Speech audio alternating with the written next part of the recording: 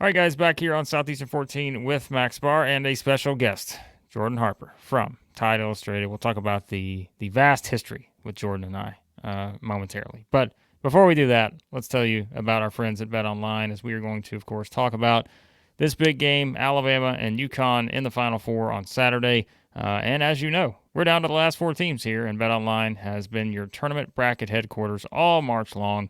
And now that we're almost down to the finals, we got a lot more in store at Bet Online. MLB is here, NBA, NHL playoffs right around the corner as well. So as always, Bet Online, your number one source for your summer sports wagering. Head over to Bet Online today, stay updated on all the action. Remember, use our promo code BLEAV, BLEAV, for your 50% welcome bonus on your first deposit. Bet Online, the game starts here. All right, Jordan Harper from Tide Illustrated. Jordan, you want to tell people about how many years you've been trolling me on Twitter and all this other stuff? I mean, I feel like this is a necessary part of the conversation. So so I think it was 2016, 2017. I think you were just now starting your SEC brand. I mean, just a little young Blake Lovell getting into the game. And, a bunch of like you mentioned on an episode earlier, a couple days ago, that the Alabama and the Auburn fan base just kind of stuck to you and wouldn't leave you alone. Well, I was one of those. So, he did not particularly care about a certain Alabama player named Dante Hall at the time. And I was a super fan. Fan. And, he's from Laverne and, it's not too far from where I grew up. And I told him one day that he's going to be an NBA player. And this was when he was a freshman, sophomore, and Blake Lovell did not believe me.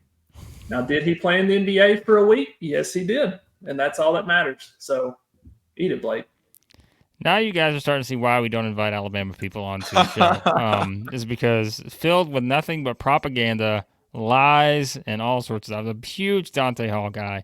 But, yeah, I just want to point that out here. But unfortunately, Dante Hall's team did not make the Final Four. This Alabama team does make the Final Four. And, I mean, of course, you text me like everyone else. I get all the Alabama fans, you and Hunter and multiple others texting. Hold me, Blake, and you gave it airtime. So I'm like, I'm going to do it. People telling me to hold them and all this other stuff. I mean, come on. You just made the Final Four. Let's calm down. But, I mean, I guess here's the question, right? Like, towards the end of the season, you've listened to our stuff. You know that my thought all season long was like Alabama's just going to go outscore teams. And they were able to do that for a good while. Towards the end of the season, though, they're just giving up, a ton of points to Florida and Kentucky and teams like that. Couldn't overcome Tennessee. What's changed? Like, what happened? Like, we've talked about this, but I'm curious from your perspective, what's been the most glaring change that's allowed Alabama to go from where they were after that game against Florida in the SEC tournament to where they are now? Well, I feel like Alabama got a really good draw in the NCAA tournament, draw-wise.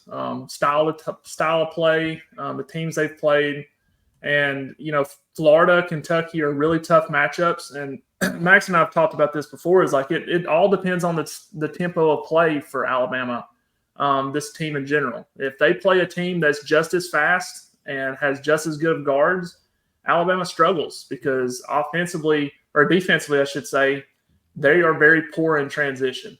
And you get them running backwards, trying to find what guy they need to go, rotations, they're not good at it. And if you get them in a half-court game, I've said on multiple occasions that they're a pretty good half-court defense when they sit down and guard and they know who their man is. They have capable defenders. Rylan Griffin's the best one of them. But in the NCAA tournament, kind of what changed after the quite embarrassing loss to Florida in the SEC tournament is they got a team in Charleston that likes to play their style, and they're not near as athletic, and a team that they really could just impose their will on. And that really built confidence for them. I thought they got a fortunate draw with Grand Canyon beating St. Mary's.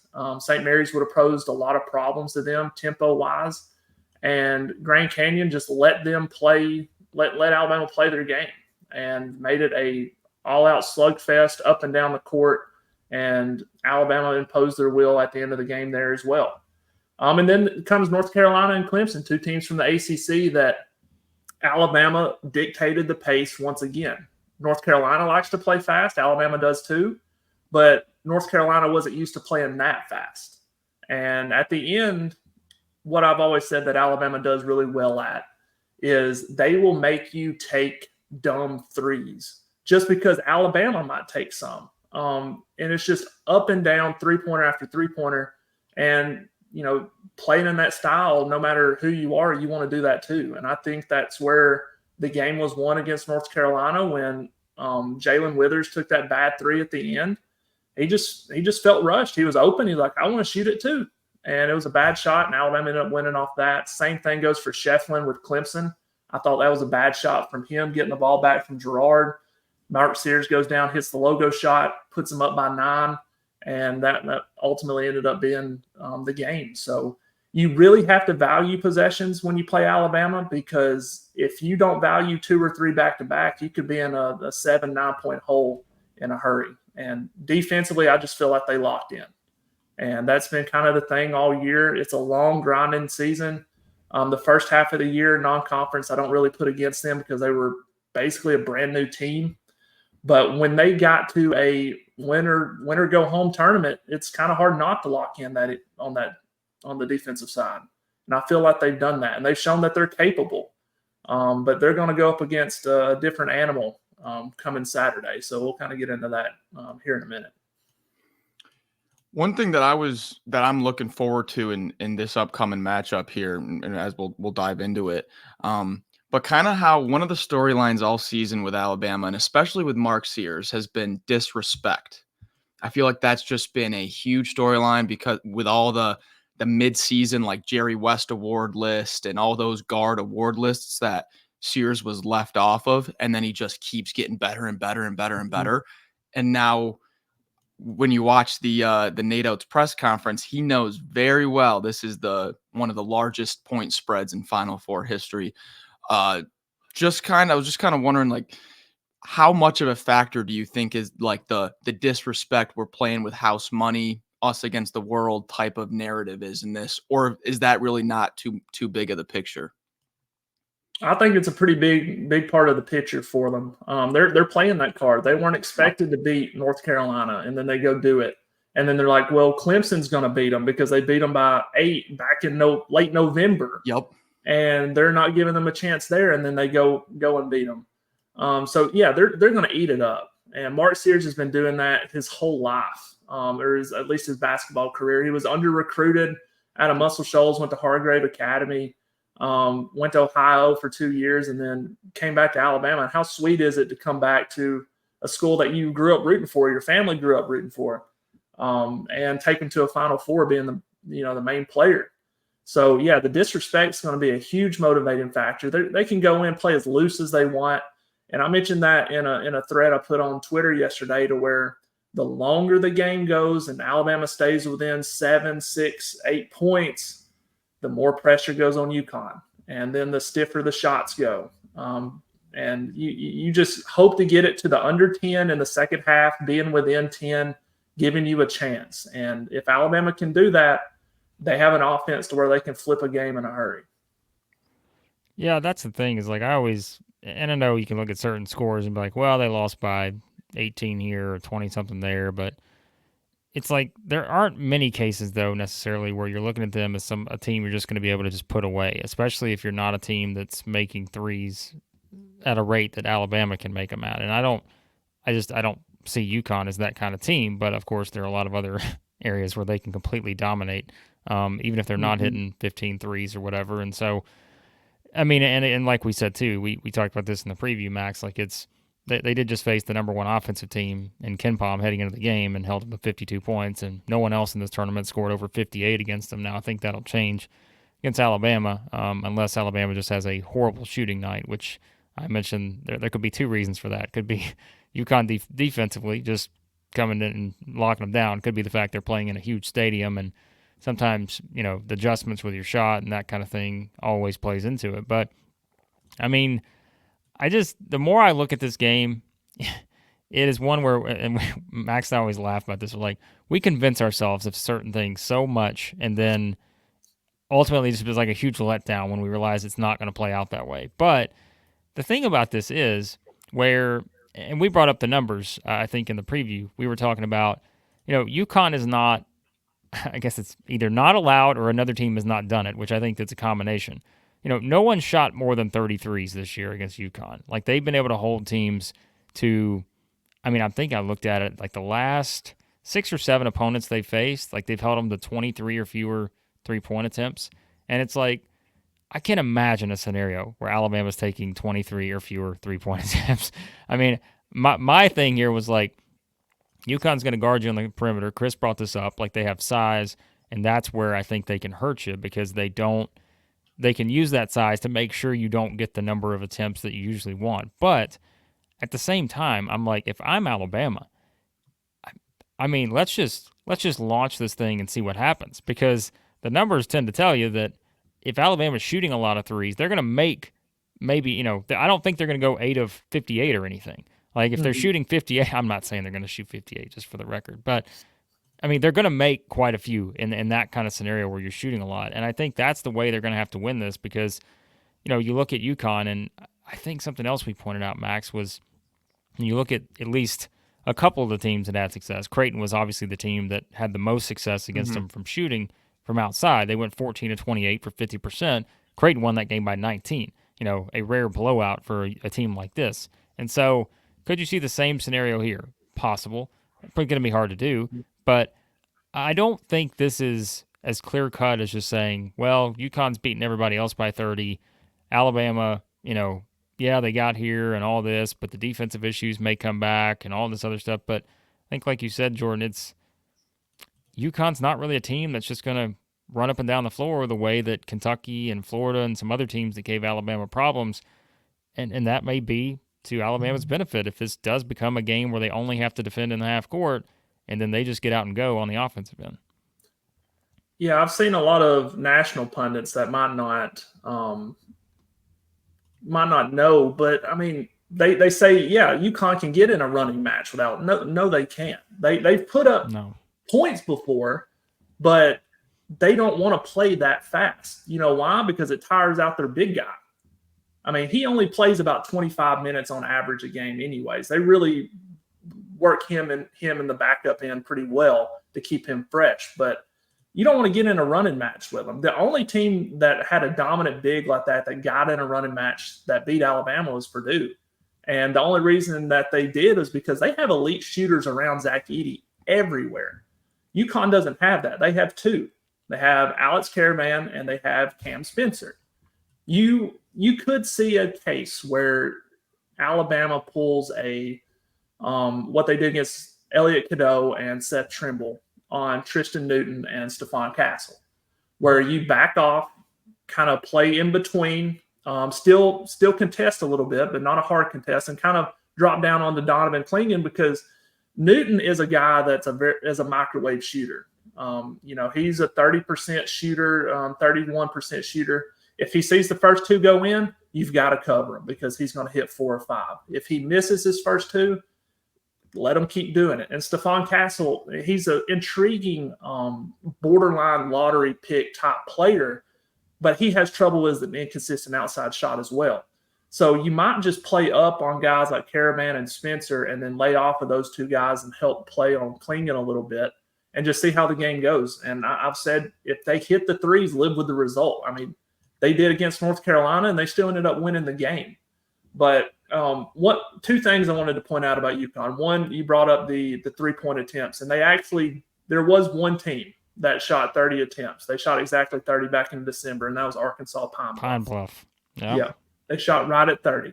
And then you have their 3 losses. There's one intriguing thing about all 3 of those losses. Each team they lost to, Seton Hall, Kansas, and Creighton, all shot 50% or more from the field. Nobody else on their schedule that they played shot 30% or 50% overall from the field. So you've got to be good at the rim, and you've got to be good at 3. How do you get Clingan away? You have put outside shooters out on the court, put him on the perimeter, make him guard tough high pick and rolls, put him in tough situations. You saw it 2 or 3 years ago what Alabama did to Oscar Tshiebwe. Basically took him off the court because he couldn't play pick and roll situations, and he was just getting dominated off the roll by Bediako, or they were trying to switch and he couldn't guard the perimeter. You saw the same thing with Zach Edey against Alabama earlier this year. you had him getting his ankles broken a little bit by Mark Sears when they tried to switch. And then when he tried to play drop, you had other guys hit open threes as well, and they hit 19 that game. They would have beaten Purdue if Purdue wasn't just as hot from three that game. And to be honest, I don't see UConn getting that hot from three. They don't take that many. So, they've only shot over 30 three-point attempts a handful of times. They're wanting to stay in the 20 to 25 range and play inside out. So it's going to be intriguing to see if Alabama's guards, one, can handle the length of the perimeter defenders from UConn. They're all 6'5" or taller that start, because that's what really gave them problems against San Diego State last year. I know it's a different team, but long, lengthy perimeter defenders typically give Alabama problems just because they can contest really well, and they can hedge really hard off high ball screens and make it really tough to make any type of entry pass or a kick. So it's going to be intriguing to see if they can finish around the rim, if they can get Klingon basically out of the game at some point, just trying to run them to death, or, I don't see them getting a lot of foul calls just because they'll probably try to pull them out and just make this a three-point shooting game, like you said, Blake. So it's going to be intriguing to see what type of chess move each of these coaches make, because they have some big decisions to make on how they defend each other. Here's a two-parted kind of hypothetical question for you, Jordan. So you're talking about that under 10 timeout in the second half and kind of where Alabama needs to be. Okay, So first part of the question is, say it is a 1-2 possession game, maybe even tied, something like that. What did Alabama do right the first 30 minutes a game to get them there? And then the second part is UConn's up by 15 at the under 10. What went wrong if we got there? Yeah, they probably turned it into a half-court game to where the reason Alabama wants to shoot so many threes in this game is because, and they want to force UConn to take so many threes. On each side, if you force UConn to take threes, that sets up long rebounds, that sets up transition opportunities offensively. It gets their guys out of position. And if you take a lot of threes for Alabama, it takes the inside rebounding edge that Klingon and UConn have out of the equation, because you're going to get, like Dennis Rodman said, it's going this way, that way. You can't just sit in the paint and block a shot and get the rebound right away. You're going to have to fight for it. And that's where loose ball fouls come into play. You could get Klingon reaching and going over the back a little bit. So I feel like, one, if Alabama is going to be in the game, it's going to be a three-point shooting affair. Yep. If UConn is at 25 or more threes at the under 10 timeout, Alabama's won that battle. They've won the tempo battle. If they're down by 15, you're probably going to see around 15 to 18 three-pointers by UConn, because they were able to slow the game down. Mm-hmm. They were able to take away Alabama's transition opportunities by forcing them either off the perimeter to drive into Klingon, or, Alabama's just not hitting shots. So shot making is going to be the biggest key for Alabama, obviously. They're going to need to hit 13, 15 threes this game to win. But you get into that stadium, like y'all said, the depth perception is totally different. Mm-hmm. When you get into, all the way to the high school level, when you go from a high school gym to a community college gym, wherever you play your regionals or state championships, it's different. And I've been there, and it messes with your mind. So that's why they send them out a little bit earlier, get a few practices in. And the one thing they need to do is put up a lot of shots from three to get that perception down. And it's totally different with fans in the stands too. That throws a whole different wrench into it. But yeah. All right, Jordan, we'll wrap up here with a couple more things. The one player, and this is a hard question to answer because I've been trying to think of the answer in my mind, knowing that I'm going to ask this, but I don't know who I would pick. The one player not named Mark Sears that is the most important player on the floor for Alabama in this game is who? Rylan Griffin. Just because, I think that's a good one. Yeah. Rylan Griffin, just because, the statistics show when he scores over 10 points, Alabama wins. Why is he so important? Is because he's going to be guarding the best player or the best shooter on the other team, which is probably going to be, he's a little undersized for Caravan. So you'll probably have Grant Nelson or someone like that guarding Caravan if you have him and Pringle on the floor at the same time. But he's going to be guarding one of Caravan or Spencer. And limiting them is going to be the big key. But he's going to have to be a three-point threat himself. He's been fantastic this tournament, hitting threes, defending the team's best player. He did great on R.J. Davis. Yeah. I thought he did a really good job on Gerard as well, fighting over those screens and making it tough on him to get any shots off. So he's going to have to do it one more time at a lot higher level to keep these future NBA guys, at bay. Because if these shooters get going, that's the one thing that Alabama can prevent is UConn not shooting threes or making a high volume of them. Because Seton Hall beat UConn and they only hit 3 threes. And I think they only took 7 or 8. So it's not like you have to hit a ton of threes to do it. You just have to have a good mix for Alabama to be able to take it inside and shoot outside. But Rylan Griffin is at the center point of making that happen. Max, got anything else? I like that answer. Just the last thing that I wanted to wrap up with, and it doesn't have to be a long-winded answer. But Nate Oats, what a job. I mean, I was just looking back at last year's team on the Ken Pom page and just seeing all the production and defensive production that left, the assistant coaches. I mean, like, as an Alabama fan, start of the season, was this in your wheelhouse playing the Final Four against Dan Hurley in the Huskies? No, absolutely not. I've done plenty of preview shows before the season. I always said that Sweet 16 was probably this team's ceiling just because I didn't know how the defense was going to go. You look at the makeup of the team, you're like, where's the perimeter defense? And no, I would never have expected this. We knew early on against Purdue and Arizona that this team was elite offensively and poor defensively. And outside of Miami last year, you've never seen a team that was that poor defensively and that good offensively make the Final Four. So how ironic is it that back-to-back years you have teams outside the top 100 Ken Pom defense, and Miami was like 133, so they were a lot worse than Alabama was. Yeah. But top 5 adjusted offense be in the Final Four. I mean, could we be seeing a change of the guard in terms of how teams play in the NCAA tournament? We'll find out. Well, as Chris likes to pick on me about, he always thinks I think defense is overrated. I just said, look, you just have to outscore the other team by a single point. That's all you have to do. That's all you have to do. And if you're good enough to do that, you can do it any way you need to. So, it doesn't hurt to be as good offensively as Alabama is. And as we said, guys, they will certainly have to be that to beat UConn. But, we will have our full preview up on the channel, which you guys can probably already watch. This will probably come out the day after we put that preview up. So, check that out. But Jordan, let everybody know where they can find all the stuff you're working on and anything else you want to plug. Yeah, you can find me on Twitter at HarperNation24. Catch me on Tide Illustrated, Alabama's Rivals and part of the Rivals Network over there as well.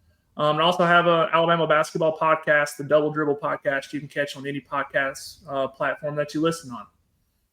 Check it out there, guys. And, we'll put the links to all that in the description as well, so you can check out all Jordan's stuff on that. And as always, hit that subscribe button. Check out all the stuff we got going here on the channel. We'll be covering, of course, the Final Four with Alabama in it, and a lot more SEC football, baseball stuff on the way too. Max and I are just complete nuts, and we'll be covering every transfer that comes into the SEC as well in basketball this offseason. So we'll have Millett out soon. Out soon. I know people are asking about that one. They're asking about others. We'll get to them. There's just a lot of them.